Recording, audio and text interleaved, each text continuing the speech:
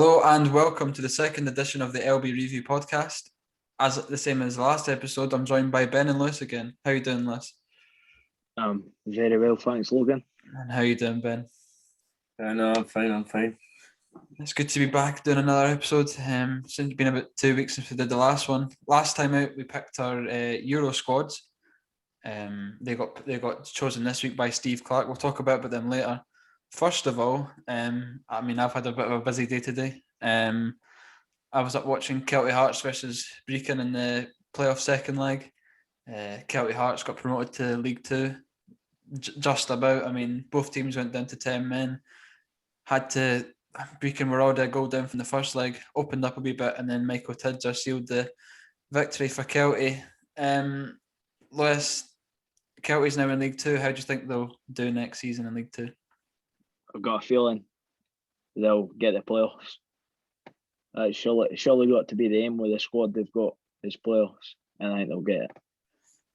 I think it'll be between them, Edinburgh City, possibly Forfar, and then you've got other teams like Stirling Albion, Stranraer, Stenhousemuir as well in that league. So it should be a competitive League Two next season. Ben, what's your thoughts on Celtic and going into League Two?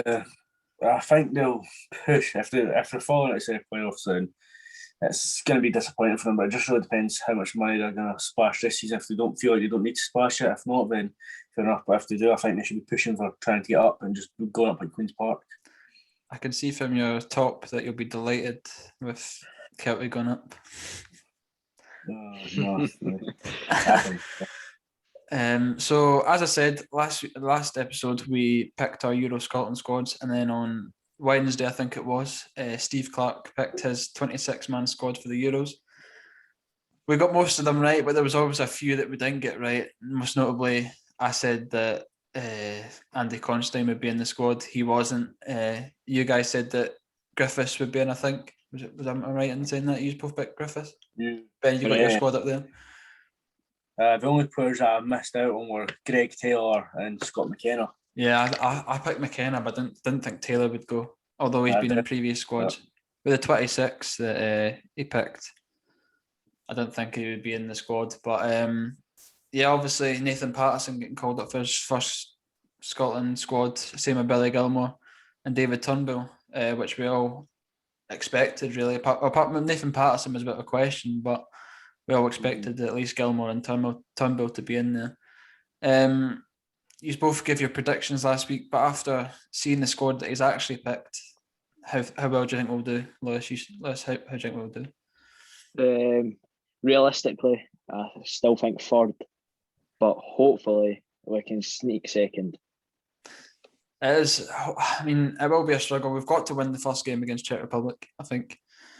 And 100%. then the trip to Wembley, and then the home game again. Oh, I say home game. The game at Hampden versus Croatia. Ben, do you think we'll still get through the groups? I've still got hope for the second place. Finish above England. Croatia probably thought we were okay, but I've got to hope. Finish above England, I think it will be. I mean, I think if we've got to finish above England, we've got to get a result at Wembley, and then hope that Croatia get a result against England. So in today's episode, we're going to be reviewing yesterday's Scottish Cup final, as well as the season as a whole from all 4 SPFL leagues. Start with the Scottish Cup yesterday. St Johnstone versus Hibernian at Hampden. No fans there again, as there was supposed to be. I think it was 600 fans in total there on the day, but due to Glasgow still being in level 3, there was unable to have fans. How strange was it watching a cup final, Ben, without fans being there? I think it was weird. Also, Hibs would have been large numbers. Probably if fans were there, Hibs probably went on to win that. But the fans getting behind them if they're doing bad, the fans are acting as a 12th man and pull them through it. But it was awkward to watch.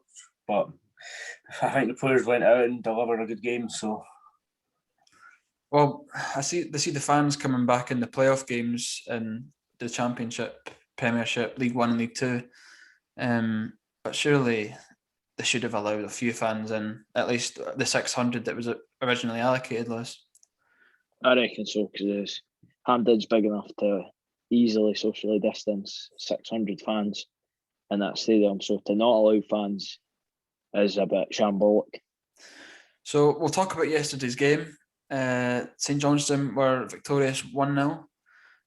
Sean Rooney scored a header in the first half to put St Johnstone ahead and then inevitably win the game.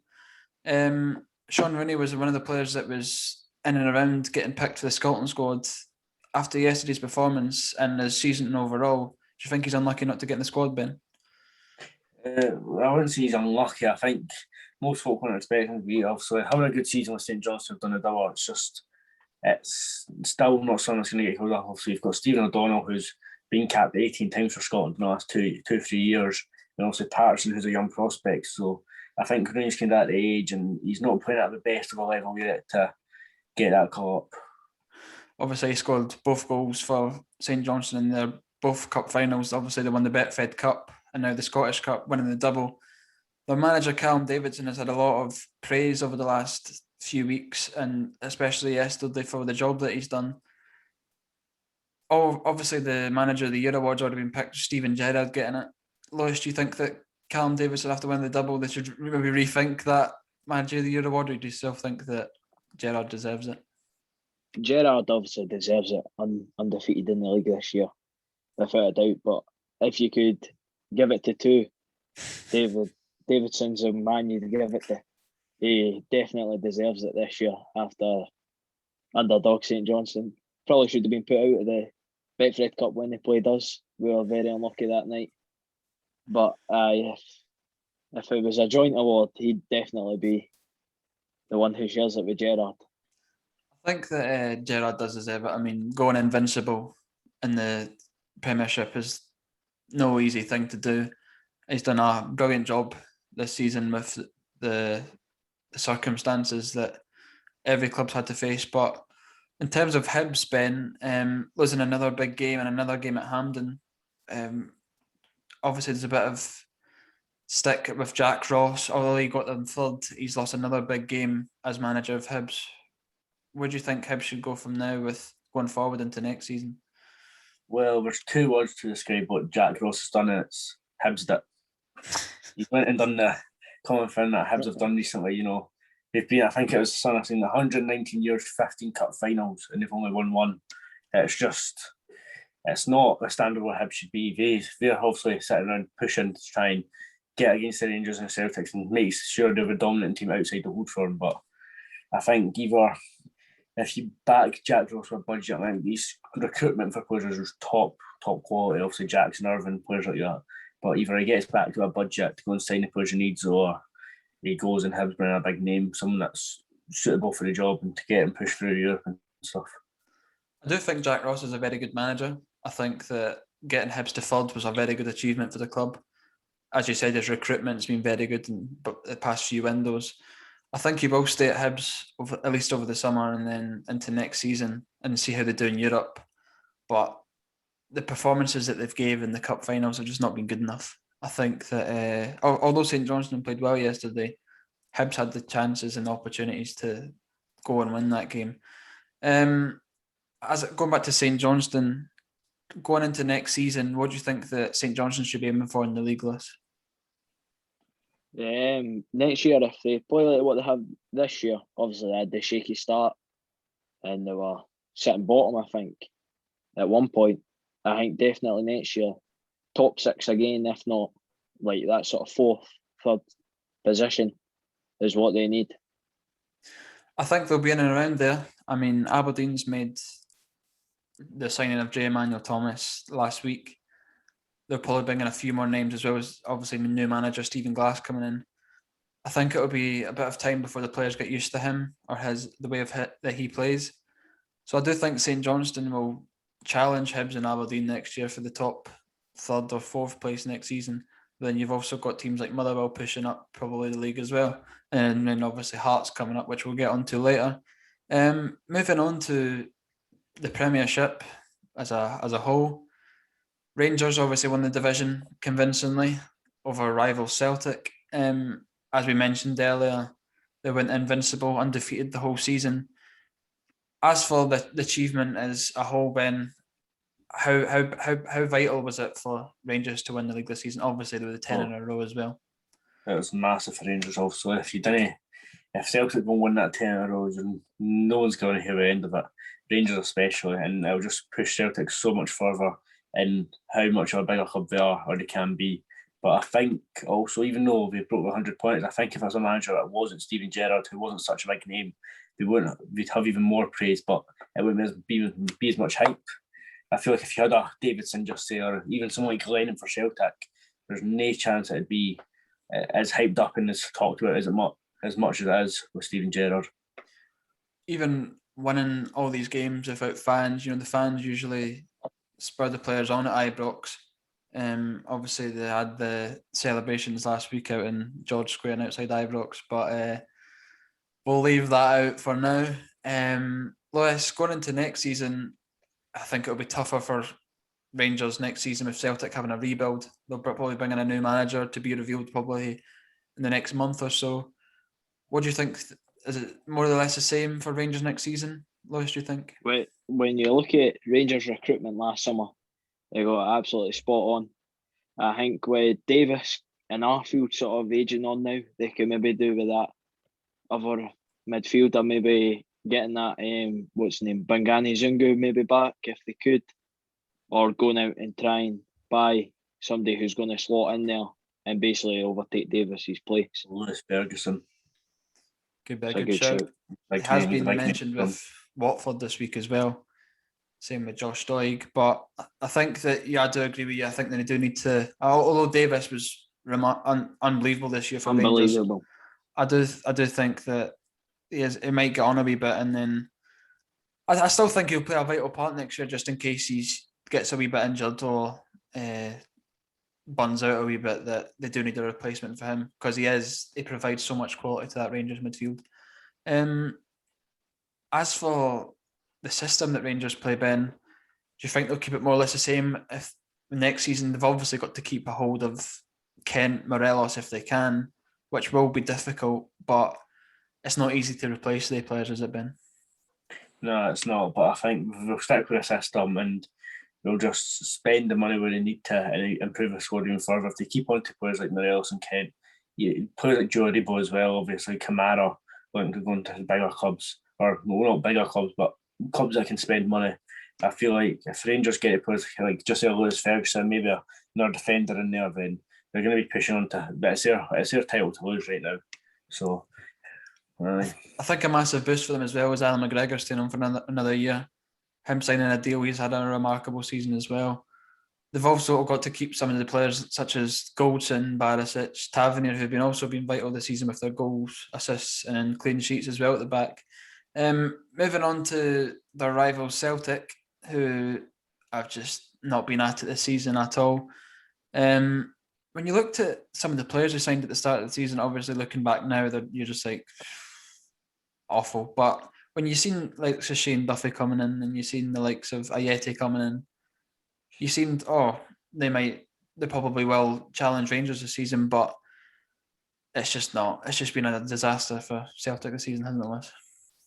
100%. I think next year, if they're going to go in for loans, well, players like Duffy, Laxalt, that Ayeti, who they paid $5 million for, he's got to play next year up beside Edward, I think. And if instead of splashing, I think it was a couple million they spent on Duffy's loan, instead of doing that, go out, get a young centre back who's looking to play, maybe like a Porteous or something, who wants to play, not on loan, and a permanent deal. That's what they need to do. They just need to cut out the loans. I think that recruitment at Celtic has just been vastly inferior to Rangers the last few seasons, this season and maybe January last season. But they've obviously got to sign a new man or bring in a new manager with the total rebuild going through the club. Obviously Eddie Howe's been in the talk with that, but what does that new manager have to do, Ben, to challenge Rangers next season? And do you think that with the right man, they will be right up there with Rangers at the end of the season? Well, it's just if you get a manager in like Eddie Howe who can get big players that could perform. But I think the main thing, the manager needs to win the fans first. he needs to get his signings in and get players playing in the first 5-10 games in the league that are going to win the fans.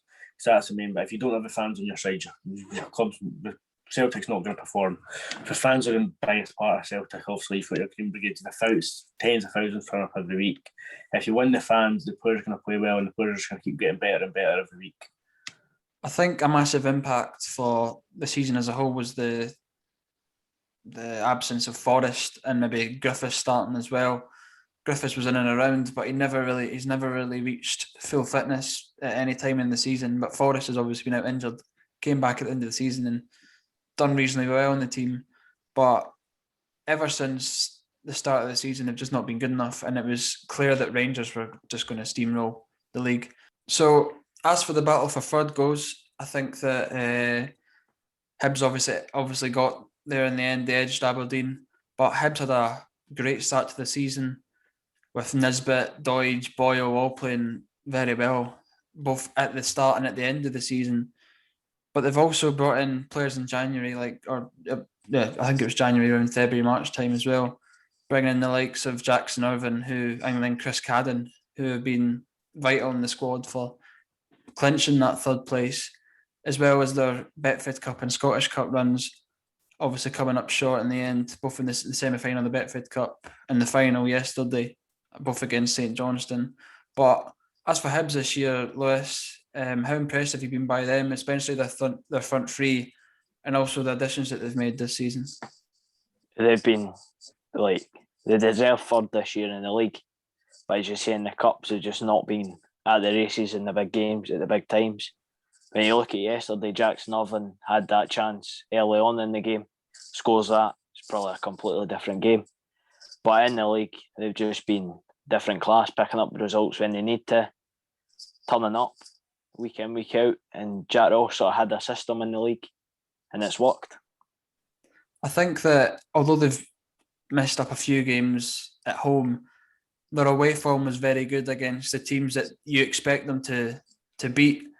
But as for Aberdeen, I think the loss of Cosgrove impacted them a lot. I mean, he scored a lot of goals for them. And then as well with Derek McInnes ended up leaving during the season, and they've got to find a new manager, and that they did in Stephen Glass, but he only came in a few weeks ago. He's not really had much of an impact. So Hibs clinched third spot. Aberdeen going into next season, Ben, what do you think they need to improve on, especially keeping Lewis Ferguson will probably be a starter? It really depends on what type of play Stephen Glass has got. Also, McInnes, Cosgrove worked, also getting the ball in. A lot of the time, it was just up to Cosgrove, let him hold it in and play around him. But and Aberdeen obviously tried to get in Hornby, who he didn't really fit in. Players like even Campbell and strikers didn't fit in for how McInnes wanted to play. So Stephen Glass was obviously there, and it's just going to be time will tell with how he's going to play and what players you'll bring in. And you'll be able to see it when they get about 2 games into the season, probably the Betfred Cup games and that, when that happens.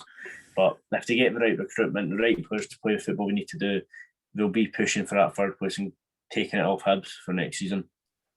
Staying to the top 6 teams, a team that remarkably saved their season was Livingston. They brought in new manager David Martindale, who at the start of his reign was just firing. They were winning every single game for about, I don't even know how many games it was. Maybe it was 7 or 8 games. 12 games. Aye. They were just superb, winning week in, week out. The likes of Scott Robinson scoring, playing him up front as well, which wasn't his natural position. David Martindale coming into Livy. They've slowed down a wee bit now because obviously the split, they're playing the likes of the top 4 and then St Johnstone as well. Going into next season under David Martindale, would there be much of the same, Lewis, for Livy next season? Just the same top 6 aim? I reckon so. Obviously, they've lost that J. Emmanuel Thomas, so do need to replace him. But when you look at their squad, that Betfred Cup semi-final, 7 changes made. So it shows they've got the depth there if they need to use it. Just, they were on fire until that semi-final. And they changed the system a bit, obviously put Bartley to try and man-mark Sean Rooney for 90 minutes, and it just didn't work. And since then, it's sort of just slowly gone downhill. Yeah. So I reckon next season, keep Bartley in the centre, although he's just signed to become their new assistant manager, isn't he? So just keep him at the team and they'll be fine. Just not a right wing back. Yank even said himself that. Yeah, he did. I don't think he wanted to. I didn't even know he was going to be playing there, or wasn't suited to the role. Moving on to some of the teams that underachieved in the Premiership this season.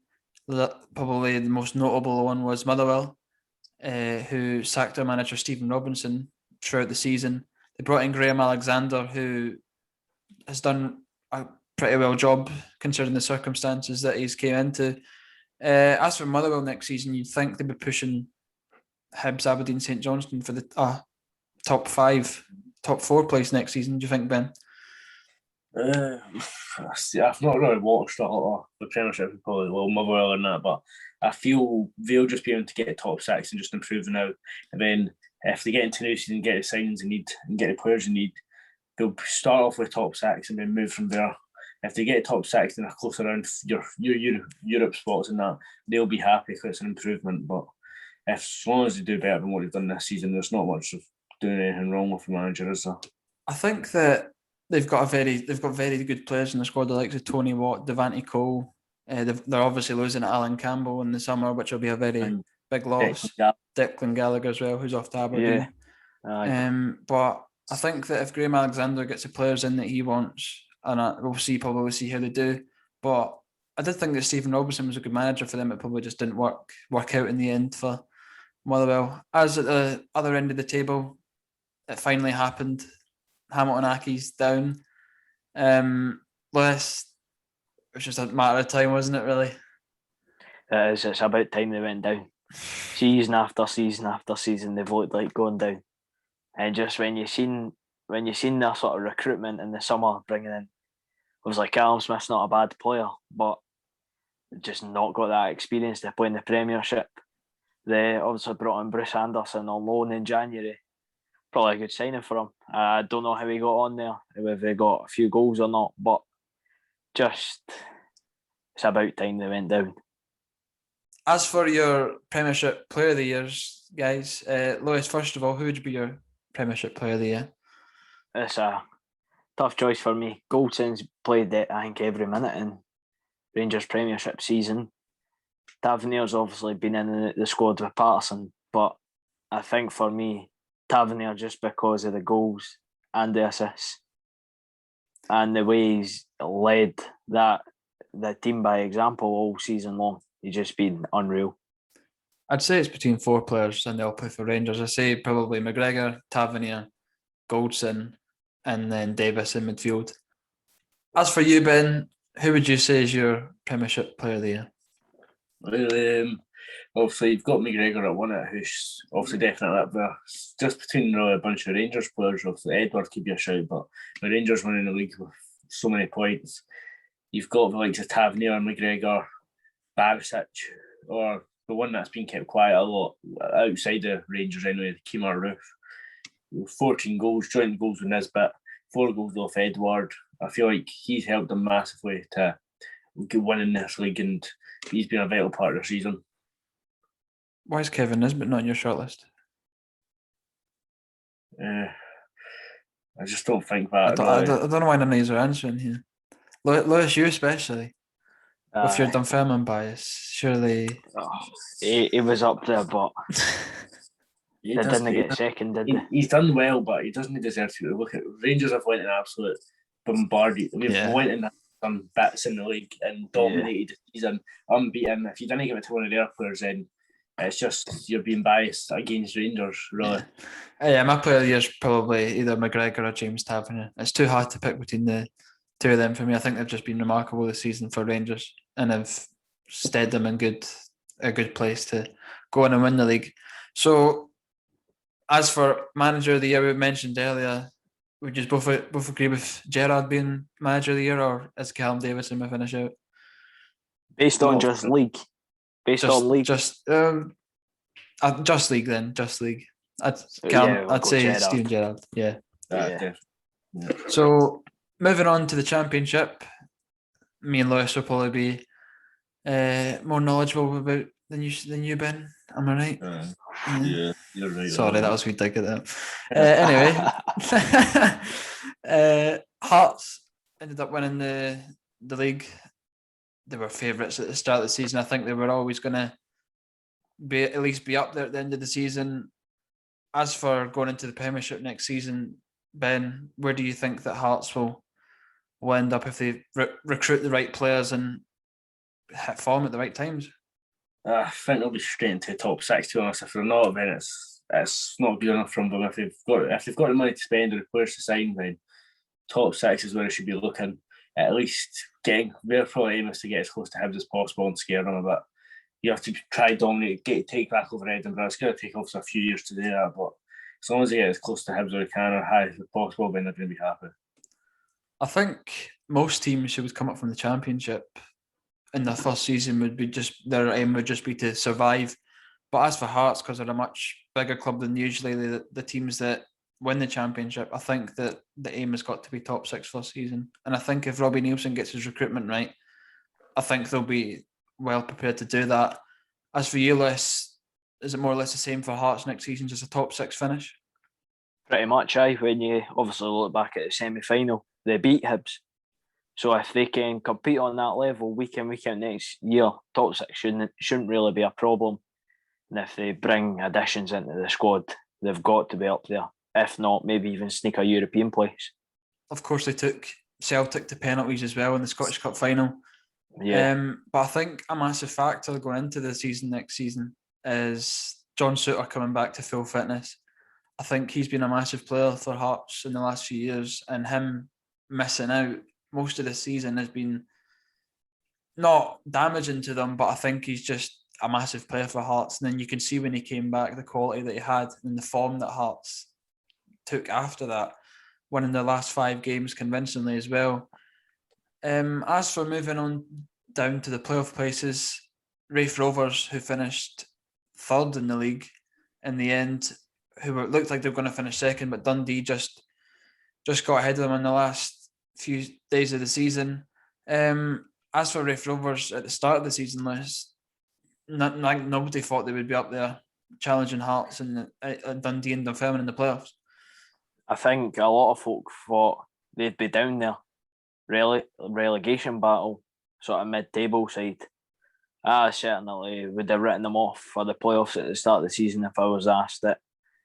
Fair play to them, they've recruited well like most teams did, and they deserved it. When I've seen them play obviously against Dunfermline, that game where they beat us 5-1 at Starks Park, they were I don't mean to mention it, but they were the much better side that night. The way they knocked the ball about, so if they do deserve to be up there. There has been a few entertaining Fife derbies this season. We beat them 4-1 at our place. They beat us 5-1. And what's that face for, Ben? It's a Fife derby. Didn't really like any of the teams there. So there's been a few Fife derbies which have been entertaining. The 2 all draw as well at Starks Park. As for some of the players that they've got in the squad, the likes of Regan Hendry, Dylan Tate, it'll be hard, I think, to keep them in the summer. Ben, do you think that they've got to try and keep them in the summer to try and get at the playoffs again next season? Well, so they're going to try, but I don't think it's likely. Also, Regan Hendry's linked with Hibs. I don't know if he's good enough for that level, if he's just going to play every week or just rot away. Don't know if he's going to go to Hibs and maybe go out on loan for half a season, but I feel like players like him and Tate, or obviously Dylan Tate is a young player, he's around our age. I feel like if we can get some money for him, then he'll be more than happy. But both of them, I think, will be away in the summer anyway, definitely. They've made a few pre-contract signings as well, like the Tom Lang, James Keatons and Dario Zanata coming in. But I think they've got to aim for the playoffs again with the season they've just had. Obviously, Regan Hendry will be a big miss if they lose him, the same with Dylan Tate. But at least they've got Lewis Vaughan, and I think it was a 3-year deal that he signed a few months ago. He's been a vital player since coming back from injury. As for their neighbours in Fife, our team, Lewis, very good start to the season. We were undefeated for a while until about October, November, until we played Morton at home and then St Johnstone in the Betfred Cup. Where do you think it went wrong for us in that season, Lewis? I think, like I says in the last video, January, with the recruitment, too many loans coming in. Obviously, Scott Banks has been, I would say, he's worked out well. But Ewan Henderson coming in on March, when we could have had Scott Allen potentially, I think it was probably the wrong decision. A lot of Palace fans will disagree because I've seen a lot of Palace fans like him, but I've just not seen it in them. So, obviously, with Crawford gone now, we've got to get the right manager in who will recruit the right players. And I think the aim next year is win the league. It's got to be. Well, though, I think it'll be tough next year because, Hamilton coming down from the Premiership, Partick Fissel coming up from League One.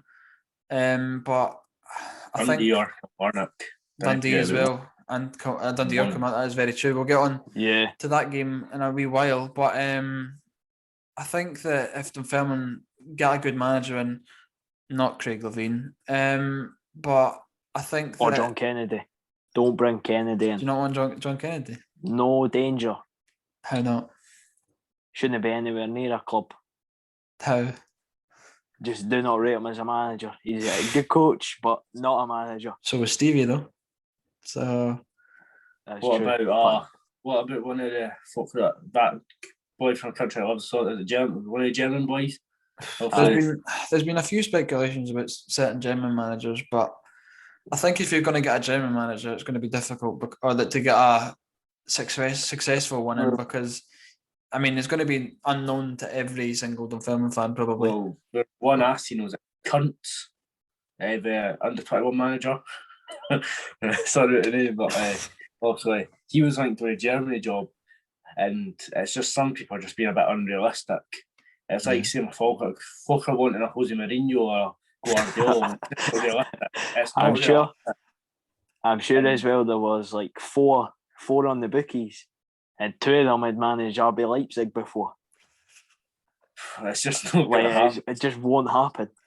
It was like, I think it was, I can't remember his name, but there was a boy that won the league with RB Leipzig in the third and fourth day when they were going up the leagues. But boys won Eurovision. I was kind of, you laugh there. But they've got to get that decision right. Ross MacArthur will probably deal with that in the next few weeks. Same with Falkirk, which we'll mention later. But as for another team that rivaled them in the playoffs at the end of the season was Inverness, who revitalised their season under Neil McCann. Obviously, they've brought in John Robertson back in as a sporting director instead of manager this season. They're in a similar situation with Dunfermline, looking for a new manager and then going for the playoffs next season probably. Lewis, do you think that Inverness will be up there if they get the right manager again? I think so. I think if they could somehow get McCann to stay, I think he'd do the job next year and he'd be looking at second or third for them, up there with Dunfermline and probably the team out of Dundee and Kilmarnock. That'll probably be the top three next year. I can see that. Hopefully. Do you not think Accies will be around there again, or do you think they'll? I think Accies will do a Partick. I think they'll struggle next year. Yeah, I think they will. Just don't think they've got the money. They'll need to spend money to get up again. They just don't have it. He's talking about spending money, but obviously Kilmarnock, if they go down, they've got players on big wages, kind of laugh at it. Yeah, that's true. The Bucks at an older age, but I don't know if they can afford to really go down. Obviously, if they stay up, you've got the fan money coming next season and stuff like that. Obviously, Celtic, Rangers and stuff. So it's vital for them to get up to. I think no matter what happens in that playoff, I think whoever wins between Dundee and Kilmarnock, or whoever loses between Dundee and Kilmarnock, will win the league next year. I think if Dundee don't win, they'll spend next year again. Obviously, they've not got Hearts in the league this year, but I do think that if whoever loses that playoff will probably win the league next year. But also gets a shout, is James McPake. Obviously, folk are having a right go at him, and then he's got his recruitment in. Don't know if it's been helpful to Gordon Strachan, who's got a massive say and stuff. But obviously, Jason Cummins, you've got Osman Sow, just big players that are big game players and are going to help. Obviously, Jason Cummins is very experienced in the Scottish leagues, and he's done it before. He's played for Hibs in the Championship and went up and stuff. So I feel like fair play to James McPake. He's turned it around. Paul McMullen as well, bringing him in on a pre-contract was a massive signing. And then also you've got Charlie Adam, who speaks for himself. I think his left foot, everyone knows what he's capable of. He scored a goal on, what night was it? During the week. Was it Wednesday? Thursday it was. Thursday, yeah. Thursday, his impact for Dundee in that midfield this season has been massive. Obviously, he went out of the team for a bit after I think he got COVID, but he's been vital for Dundee this season. One player that's helped him in that midfielder transfer is Jordan Mcgee. Yeah, he's been some step in there, and also when he was at Falkirk, he was a very good player for us, playing right back and centre half. But playing when he went into midfield role, the amount of goals he's scoring is absolutely vital for Dundee, and also he grabbed his third goal against Kilmarnock. So, and in the playoffs against Raith Rovers as well. So he scored that. Double. Scored two, I scored two. So as for at the lower end of the Championship, you had the likes of Arbroath, Alloa, who got relegated in the end, and then you've got Ayr, Malton, who Malton was in the playoffs. But as for Ayr this season, they started the season with Mark Kerr as manager. Ben, you know Mark well from his time at Falkirk. But they sacked him, or he left the club around about January time, I think it was, and brought in David Hopkin. As for Ayr, they've lost already Zanata, who maybe underachieved for them this season. But as for Ayr going into next season, they've obviously got the playoffs the last few seasons apart from this season. Going into next season, what do you think the aim will be for Airless? I think they sort of have to get playoffs. I think with the way they recruited last summer, they obviously brought in Zanata, Bruce Anderson. Sure, did they not bring in Innes Cameron from Kilmarnock, if I'm right? I think they brought in... he maybe went on loan. Yeah, I think they've maybe brought in a few players from... I think there was a boy from down south as well, from Ipswich, I think it was, that they brought in. Yeah, they brought in quite a few strikers, and everyone was sort of feeding their attack when you look at it and thinking, could seriously be up there, but they've just underachieved big time. I think so. I think that's the same with Malton. Maybe have not. I think when you looked at Malton's squad at the start of the season, you didn't think they were going to compete at all. Some of the players that they had, the signings that they made, I don't think were good enough for competing in the Championship, and that's maybe why they got the playoff in the end. But they did stay up on Friday night against Airdrie. They played very well that night. And a certain player who played very well in the playoffs, Lewis, you know him well, Robbie Muirhead. The donkey. That's a bit harsh. He played well on Friday in the first leg as well. He was good on Friday. He's got a trim like a donkey. His goal was an absolute beauty. Oh no, it was. Fair play to him. It was a cracking goal. I was thinking somebody was playing in Robbie Muirhead's skin. I'm not gonna lie, but I didn't see a performance like that coming out of him. No. And to be honest, when you look at that tie, sort of expected Airdrie to win it. Yeah. Just with their squad, you'd sort of back them to win it, and then obviously Muirhead. Was it 2 he scored on Friday? He scored 1 in the first leg, and I think he got the third and the first goal in that game. Yeah. So when you see the first goal, it's just a peach, isn't it? Aye. So he does deserve it because he played well on both legs. I think that after Airdrie beat Cove, I fully expected Airdrie to go on and possibly beat Malton. But I don't think I think they were burnt out after the games that they'd had recently, probably playing 2 or 3 games a week. Same with the rest of the League One clubs, you know. But as for your player of the year in the Championship, Lewis, who would you say was your player of the year this year? Mine's is, I'm not really thought about this, but I don't know, it's a tough one because there's a few players. There's one I really do not want to say, but I think I'm going to have to give it to him. I think Regan Hendry. He's just been phenomenal this year. Every time he steps on that pitch for Rovers, he just puts in the performance that's needed to be put in. I think that there's a few Hearts players got to be up there as well. You know, the likes of Craig Gordon, Liam Boyce, Then you've also got Charlie Adam as well. Ben, I don't know if you've seen much of the Championship this season, but as for the games you have seen, or the performances that you've seen, maybe the highlights that you've seen, who do you think would you be your Championship player of the year? Obviously, you've got Charlie Adam. Obviously, Craig Whiting came into Dunfermline and boosted. He had a very good season when he came in. Obviously, getting a few goals against Dundee, getting the chip, which could have been a goal of the season. Charlie Adam, them boys. Craig Gordon being probably one of the best goalkeepers in Scotland. Obviously, you had Inverness, Todorov somehow getting goals. I didn't see that coming from him. Also, his time at Falkirk, he was decent, but he wasn't a starter. He was coming off the bench every second, but getting goals. But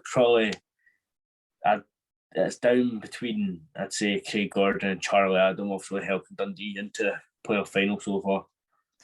I think, as for manager of the year, I think it's between two. I'd say it's between John McGlynn and Robbie Neilson for winning the league. For me, although as much as I hate to say it, I think John McGlynn's my manager of the year in the Championship. Totally agree. I think that the job that he's done with Raith Rovers since he came in has been very good, especially this season. We were winning the league last year, but they won the league last year. I knew as soon as I said that you would have something to say about that. But yeah, they were unlucky not to get the final step in the end, but Dundee topped them in that game, and now they're playing Kilmarnock tomorrow in the playoff final second leg. As for predictions for that game, who do you think will be victorious, Lewis? Well, obviously it's 2-1 on aggregate at the moment. Yep. Dundee obviously probably deserved winners on Thursday night. And I think if they play like that tomorrow night, I think they should comfortably get through. But a sneak feeling is a 2-0 Kilmarnock win.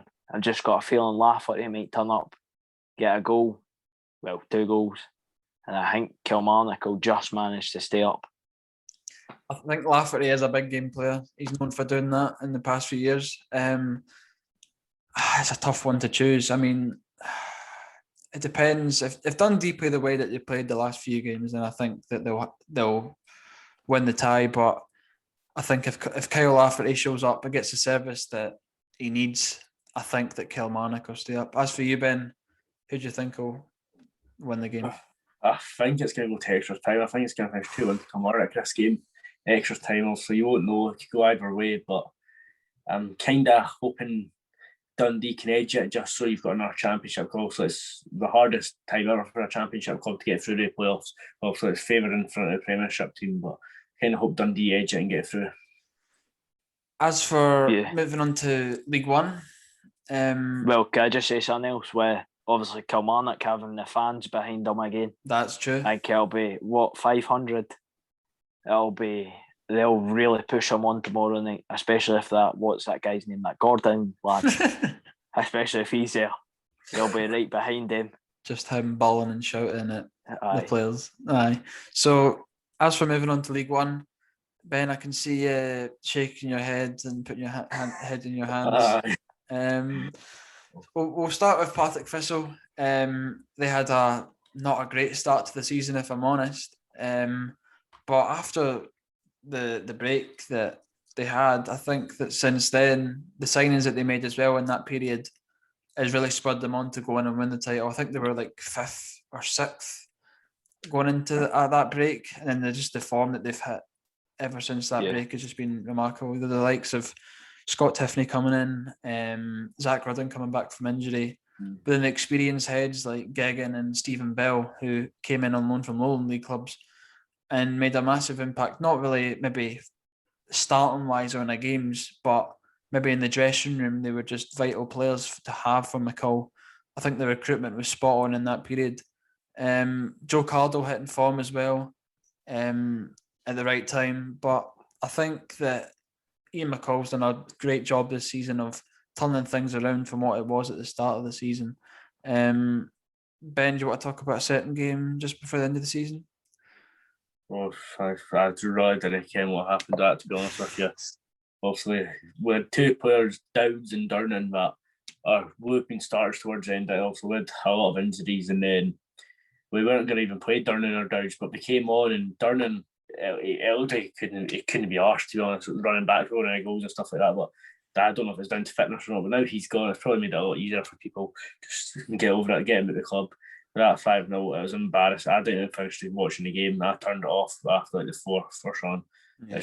It wasn't a football from Falkirk's point of view. It's just, it looked like a Sunday league team that had been out the night before until 4 in the morning against a Barcelona side draw. I think the recruitment in that period that obviously Partick, Fissel got their players in, I don't think Falkirk made it as good signings as what they did. Or maybe Lewis Nielsen, as you mentioned before, who was quite a good signing for you. But as for the other players, it was just an inexperienced, maybe high potential loan players. But I don't think that's what Falkirk needed to go on and win that league. But as for you sacked Miller and McCracken during the season, and Gary Holt took over because he was obviously sporting director before that, but I don't think he wanted that role. When he went to Falkirk, he was promised the sporting director role, but going into next season, Ben, a similar situation to Dunfermline and Inverness, but you're trying to get out of League One, which you need to do next year, don't you? Definitely. I think if we don't get a League One next season, also there's talk about us going part-time this season, which is embarrassing, to be honest, for a club, for a side of the club we are, but also there's been a lot of managers talk over 100 applicants or something, and I couldn't name 100 managers, so it's probably some folk sitting down at the park or something that thinks he can do a job, some folk on Football Manager or something, but obviously being linked with Kettlewell, Jim McIntyre. A big name that's linked recently is Paul Sheeran, who's the Aberdeen youth manager. But I just, obviously, you can't really rate someone until we came in and done it, to sign players and started off and see how they play. But it's just really a waiting game, to be honest with you, right now. I think that they've got to get that appointment spot on. I think they've got to nail the manager spot first and then bring in players, because they've got to get out of League One next season. It's going to be very tough than it has been in the last few seasons, because you've got the likes of Queen's Park, Alloa, Airdrie, Cove Rangers in that league now. Well, no Morton. What am I even on about? Morton stayed up on Friday. Well, if you've seen it, obviously there's on Twitter and Facebook and that and stuff, there's a photo of the teams that are going to be in the league, and Falkirk are the only team in that league that are a championship club. So you've had Partick and Rafe and stuff before, teams that have been in the championship, whereas Falkirk are the only team, obviously you've got Alloa and stuff, but they're always low end championship, and it's probably one of the most embarrassing leagues I've ever seen. It is the most embarrassing league I've seen Falkirk in, so it's just kind of a bit of a shot to the heart. In the 3 years that I watched them in League One, although the away days were pretty fun, it's just not. It's not the league you want to be in. Horrendous football. That's the only way you can describe it. I haven't even watched football this season, honestly. It's been tactics after tactics, and I feel like somebody's just let a kid run loose on like a Football Manager son or as a manager. It's when McCracken and Miller, obviously, their first roles as managers. Obviously, McCracken was a coach at Peterhead for a short bit, but it wasn't fun. It was fun to watch. It was sad to watch teams play like that. Obviously, the quality we had, we should be going out, and teams like Peterhead and stuff beating them and that, but it was very, very embarrassing. I think, obviously the teams that finished in the playoff spots, Cove, Airdrie, and then Montrose got there in the end. But as for Cove and Cove coming into the league, I think that's a fairly successful season for them, finishing. I think it was third in the end they finished. So was it not Airdrie that finished second? Oh, it was. Sorry, my bad. And then, so as for Cove, their first season, do you think it's a successful one for them, Lewis, or do you think that they'll be disappointed not getting promotion? They'll obviously be disappointed that they weren't able to get promoted, but when you look at it, back-to-back promotions from the Lowland League and all the way up to League One, highly successful. Yeah. To get playoffs in the first season in League One, you've got to be happy with that. And if they can replicate that again, they could even be up there to win the league if they recruit rightly. But I think playoffs next year has to be their target again. I think that they've got the money to spend. I think they've obviously got Paul Hartley as manager, who's Ben's best pal. No. Don't. I'll leave Don't that even. out. Did you say rat-haired? Oh, Jack Annie. Yeah, they've also. I mean, Fraser 5 in midfield in League One is just ridiculous. I mean, he's won the FA Cup with Wigan, but I think that they've got to be up there with Falkirk and probably Queen's Park at the end of the season. But then you've also got Airdrie as well, and then possibly Montrose. I don't think that maybe they'll maybe get in the playoffs again if Stuart Petrie stays, but they've defied the odds again. As for watching Montrose and the likes of Airdrie, as for your prediction for next season, Ben, where do you think that will happen? I think that's your top 5 really. You've got Queen's Park.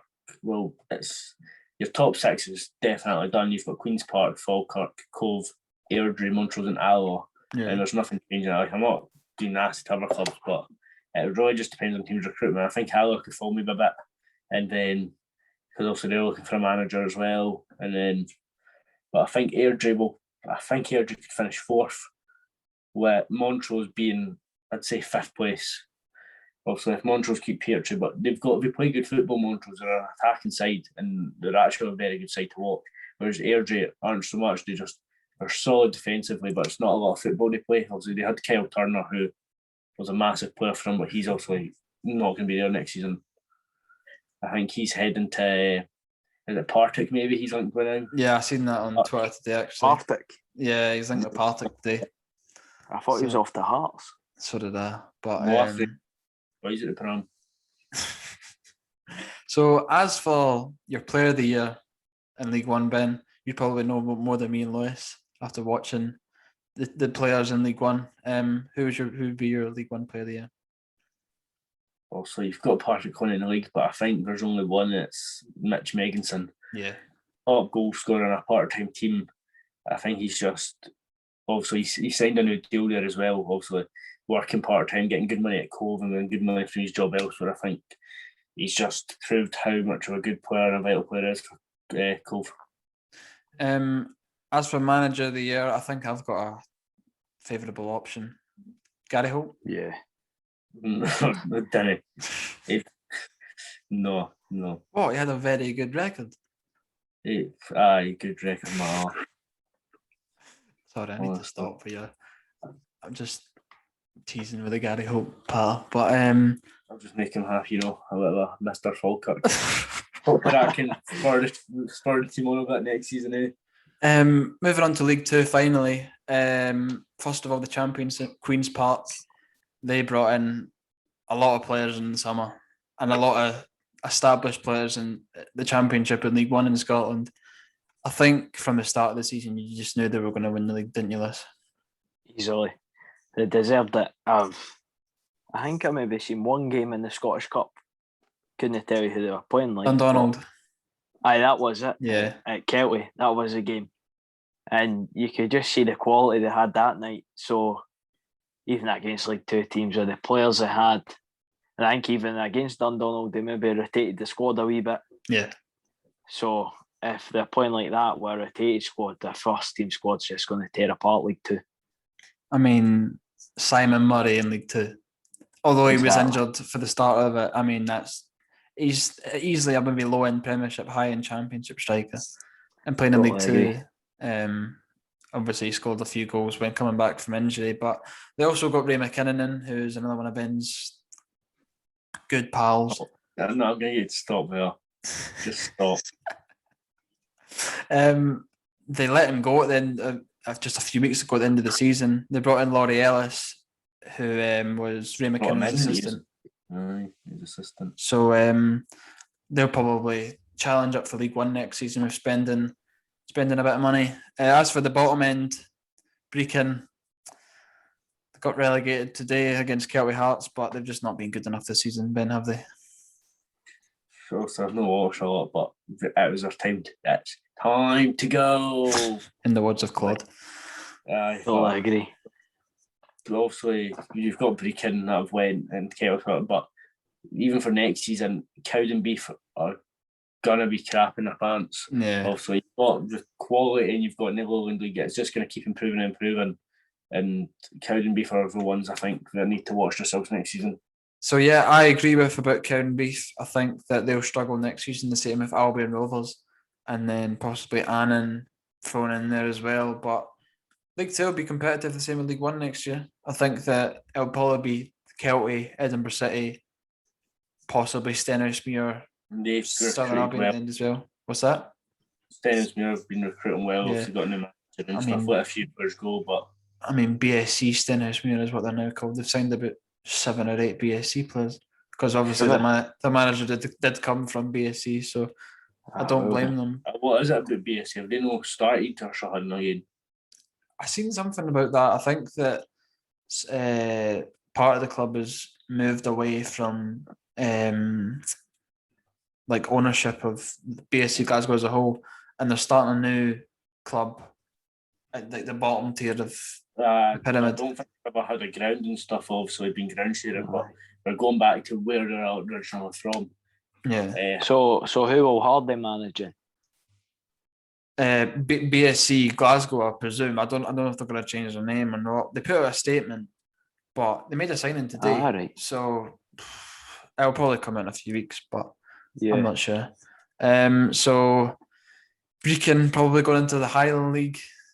I think they've tried to get into the Lowland League, but even if they get into the Lowland League, I don't think they'll have the quality to compete. Even if they maybe spend the money that they do have, I don't think they'll compete. Maybe in the Highland League they'll have more of a chance.